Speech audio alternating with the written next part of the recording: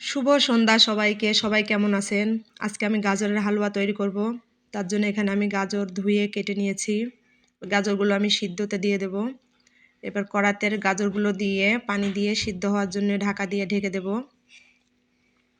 তো গাজরগুলো সিদ্ধ হওয়ার পরে এই যে আমি ছাঁকনিতে ঢেলে নিলাম। এবার চলে এলাম আমার হাত ব্লেন্ডার করার জন্য। আমার এই যে হাত ব্লেন্ডার কাজ শেষ।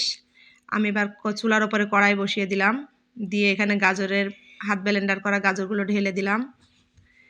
দিয়ে এই যে আমি চিনি দিয়ে দিলাম। চিনি দিয়ে এবার নাড়াচাড়া করে নেব। নিয়ে দেখুন কত সুন্দর পানি ছেড়ে গিয়েছে। এবার এর মধ্যে দিয়ে দিলাম গরম মশলা আর কাগজ থেকে ঢেলে দিলাম কিছু হালুয়ার টিপস। আরে না, টিপস না, আপনারা ভুল ভাবছেন। ওইটা হচ্ছে ইলাচের বিচি থেতো করে দিয়েছি আমি। দিয়ে দিলাম অল্প পরিমাণে লবণ। তো আমার গাজরের হালুয়াটা হয়ে গেল। এই যে, তো সবাইকে গাজরের হালুয়া খাওয়ার দাওয়াত থাকলো। কেমন হয়েছে আমার গাজরের হালুয়াটা সবাই জানাবেন। আল্লাহ হাফেজ।